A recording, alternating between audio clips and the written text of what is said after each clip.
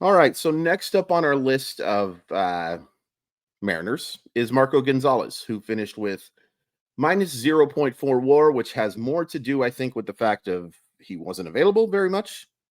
It was hard for him to overcome a couple of bad starts. We'll get into it in a sec. Real quick, just his numbers: 5.22 ERA in 50 innings over 10 starts, a 34 to 18 strikeout to walk ratio, and if you care, a record of 4-1.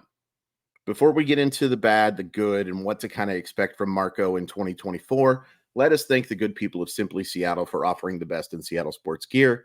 Great stuff for the Mariners, the Seahawks, the Kraken, the Sounders, the Supersonics, the Huskies, the Cougars. Anybody you're looking for Seattle sports related, you can find it there.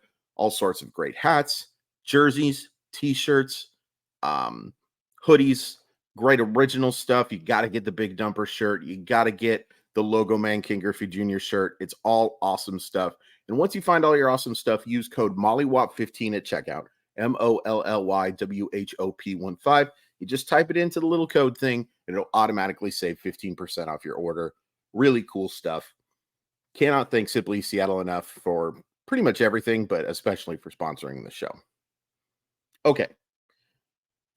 So Marco Gonzales, I think you probably have in your noggin. You're picturing Marco Gonzales and you're picturing a lot of 6 innings of 3-run baseball type of starts. A lot of, unspectacular, but good or reliable. Very rarely spectacular. And you're right about the lack of spectacular. You might be surprised by how inconsistent Marco Gonzales was. And sure, it was a small sample, but this was true in 2022 as well. He made 10 starts. In 6 of them, he allowed no more than 2 runs.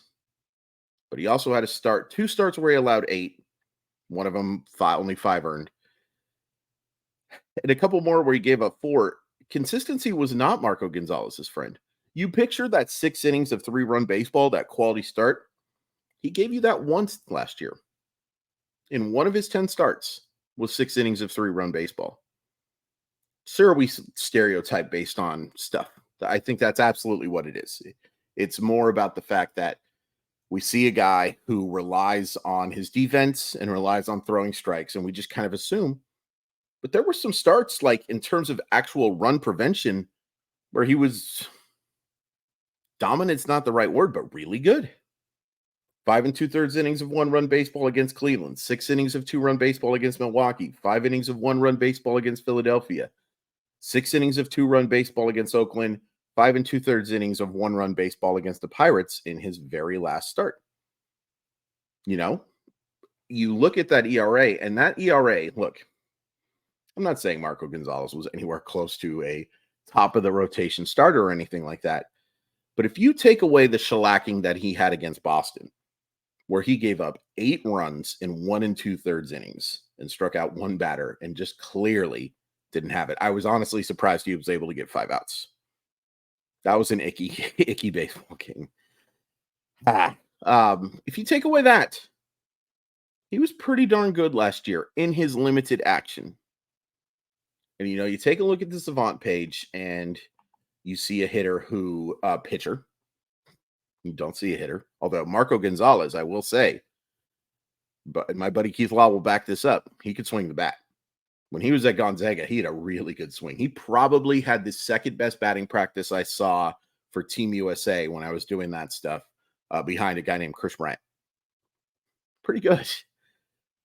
But you take a look at the Savant page and look, his expected ERA is high, expected batting average is high, partially because he was in the bottom 10th percentile in generating whiffs and getting strikeouts.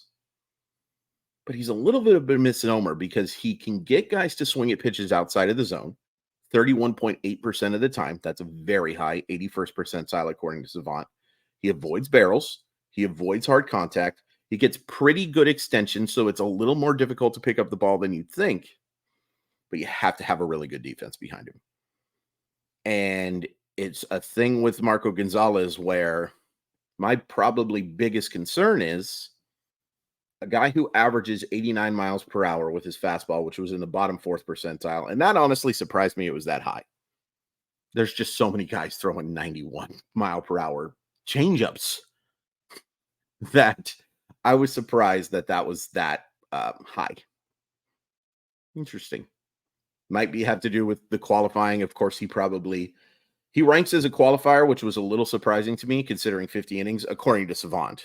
According to other stuff, absolutely not. But he qualifies enough. And my concern is going to be after missing the second half of the season, actually a little more, how is that going to affect him?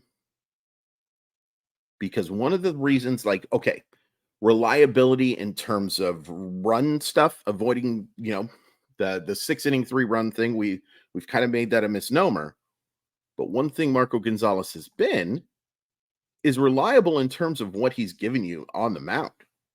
He gave you 32 starts in 2022. He gave you 25 starts in 2021. He gave you 11 starts in 2020. That's misleading because, you only played 60 games. 34 in 2018, 29 in 2018, and then just limited to 10 because of the injury last year. That's, we're going to find out what happens here in terms of how much being this off or missing this much time really affects him.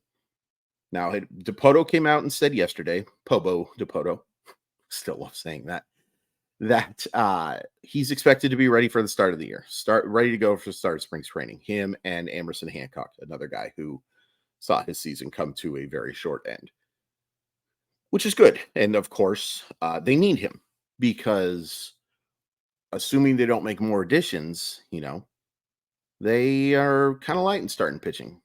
And I can't imagine that this team is relying on Bryce Miller and Brian Wu to be in their rotation next year. Now, Robbie Ray should be back at some point, and we'll talk about Robbie Ray. Amazingly, Robbie Ray ranks ahead of Marco Gonzales in WAR.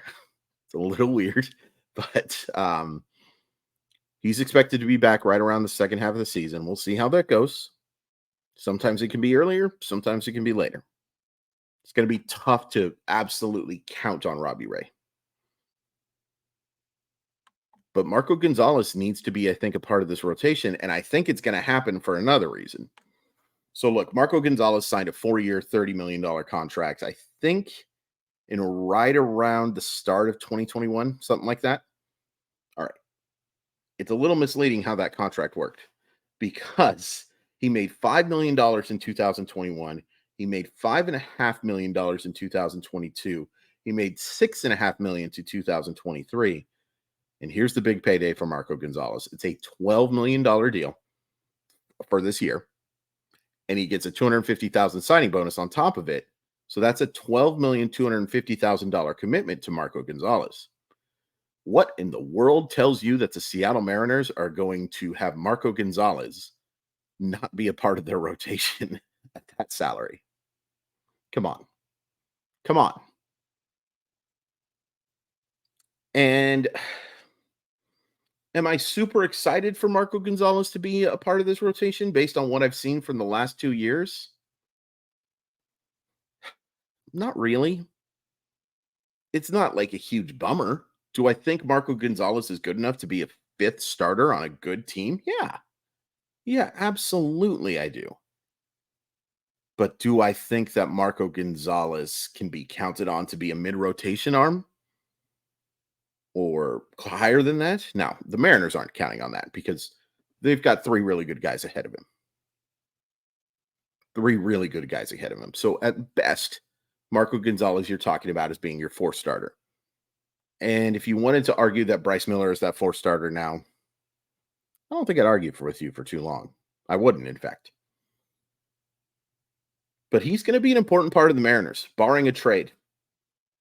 And I don't see a trade. I certainly could have seen a trade before this last season for sure. And I certainly could have seen one at the deadline at 2022 as well. Not now. Because unless you're just doing the ultimate cash drop, the ultimate like not even ultimate, because let's be honest, there's players who get cash dropped for much higher salaries than this.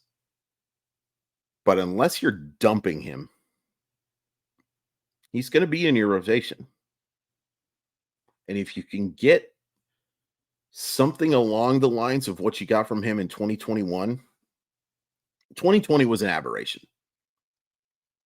2020 was when Marco Gonzales looked like he was a potential number 2 starter. That's not happening again.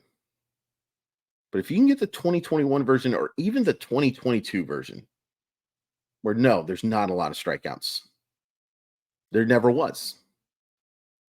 His best season in terms of strikeouts to walk ratio, or excuse me, in terms of missing bats, was that shortened 2020 campaign, that truncated year, where he had that ridiculous 64-7 strikeout to walk ratio. But let's not act like Marco Gonzales hasn't had success, and let's not even act like Marco Gonzales was awful last year. If you take away one of those starts, you can't do that. I've looked at it. You can't do it legally. If you take away that start that he had against Boston, I didn't do the math because I'm not good at this, but much more effective and much more aesthetically pleasing looking line.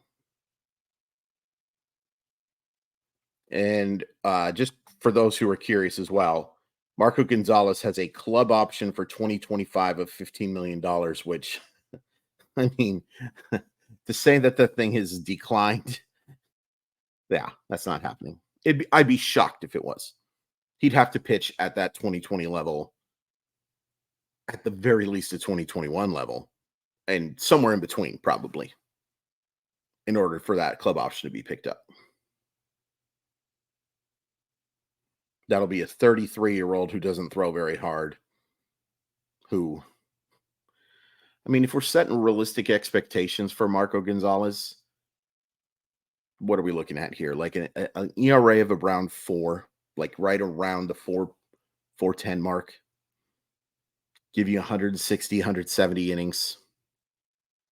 And just avoid the clunkers as much as possible.